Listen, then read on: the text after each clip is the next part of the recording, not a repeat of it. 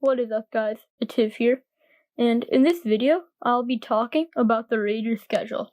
Hope you guys are having a great day, and without further ado, let's hop right into it. So this is the schedule, and yeah, let's go right into game 1. So their first game is at the Panthers, and I'll give the Raiders a hot start with a win. I mean, I did give the Chargers a loss to the Panthers, but I feel like this game could go either way, just like the Panthers game. Like, I wouldn't be surprised if the Panthers won at all, don't get me wrong. I don't know, I guess the chemistry isn't really there for the Raiders yet, but nor is it there for the Panthers either with Teddy Bridgewater as their new QB. But, I mean, Derek Carr and Josh Jacobs have some chemistry, and then Henry Ruggs just came in on the Raiders, So, that is a speedy offense, especially with Darren Waller, so the Raiders don't have a bad offense at all, and I do think they can take the W here. In game 2, we have the Saints at Raiders. I have the Raiders losing. I mean, it's a Monday night game, the second Monday night game, I believe, of the whole NFL season. But I feel like this one's a more obvious one. Like, the Saints, they have a lot of chemistry. They're great on both sides of the ball. I mean, I don't know. I'd be surprised if anyone had the Raiders winning this one, honestly. Game 3, we have the Raiders at Patriots. I have the Patriots winning this one. Raiders losing. It's at the Patriots' home. I'm not sure if the Raiders are really very experienced at the Patriots' home. I mean, I just don't see the Raiders having much of a chance versus the Patriots. I think that this might be a blowout, honestly, but it might not be. Who knows? In game 4, we have the Bills at Raiders. I have the Bills winning this one, Raiders losing. I feel like this one will definitely be a blowout with all the Bills' insane players. I mean, Josh Allen has a bunch of potential. Devin Singletary has a bunch of potential as well. Who knows what Zach Moss could do? Maybe they might split time.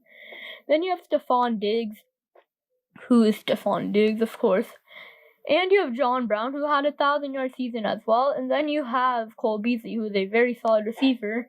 And like I would say, they have an amazing secondary, so I feel like the Bills are just gonna destroy the Raiders in this one. In game 5, we have the Raiders at Chiefs. I think the Chiefs are sweeping every single team they have in their division, so yeah. In game 6, you have the Buccaneers at Raiders. Honestly, I feel like the Raiders might be able to upset the Buccaneers, but I have the Buccaneers winning. For now, in game 7, we have the Raiders at Browns. I have the Raiders winning this one, but I feel like this could go both ways as well. Like, I would not be surprised at all if the Browns won, but I feel like if the Browns won, it would be a pretty close game. Like, I feel like these are two kind of balanced teams. Because, the Browns got Andrew Sendejo this offseason, and they have Myles Garrett, who was on pace to get 16 sacks last season until, everyone knows what happened. And, I mean, they have Baker Mayfield, Jarvis Landry, and Odell Beckham and Nick Chubb. So Baker Mayfield has some pretty good weapons. And then on the other hand, Derek Carr has Josh Jacobs and Darren Waller and Henry Ruggs. So I'm not sure how Henry Ruggs will be in this season, but if he does good, then these are pretty even teams, honestly. In game 8, we have the Raiders at Chargers. I have the Chargers and Raiders splitting. It's a very competitive rivalry, so I'll have the Chargers winning this one, mainly because of home field advantage. In game 9, we have the Broncos at Raiders. I believe I have this one splitting as well. I have the Raiders winning this one because of home field advantage, of course. In game 10, we have the Chiefs at Raiders. I do have the Chiefs sweeping every single team in their division, so I have the Raiders taking the L here. In game 11, we have the Raiders at Falcons, and I mean, I'm giving the Raiders the loss here. Come at me if you want, but I really do think that the Falcons will be able to win versus the Raiders. I feel like Julio Jones is going to have an explosive game, and I feel like everything's going to go right for the Falcons here. And even if it doesn't, I feel like the Falcons could still definitely take the W here. In game 12, we have the Raiders at Jets. They should be pretty easy for the Raiders, honestly. It should be a W.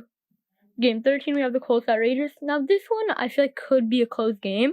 I'll give the Raiders the benefit of the doubt right now, but honestly, I would not be surprised at all if the Raiders lost to the Colts. I mean, the Colts have DeForest Buckner, who's a beast, and they have Darius Leonard, so they have a great sacker and a great tackler, arguably a top 3 tackler in the league.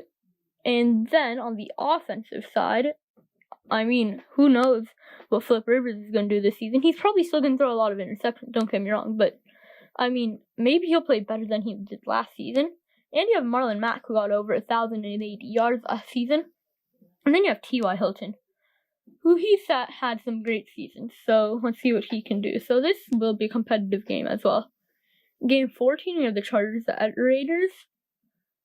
I have the Raiders winning this one, mainly because of home field advantage, of course. In Game 15, we have the Dolphins at Raiders. I have the Raiders winning this one. I mean, if the Dolphins get into their group, they might be able to make it competitive, but I still don't think that they'll win versus the Raiders. In Game 16, we have the Raiders at Broncos. I have the Broncos winning this one, and the Raiders ending it off with not a great end, sorry. And I have the Raiders going 7-9. They might be able to go 8-8, but I don't think anything more than that. So that is it, guys. Thank you for watching, and I'll see you next time. Bye.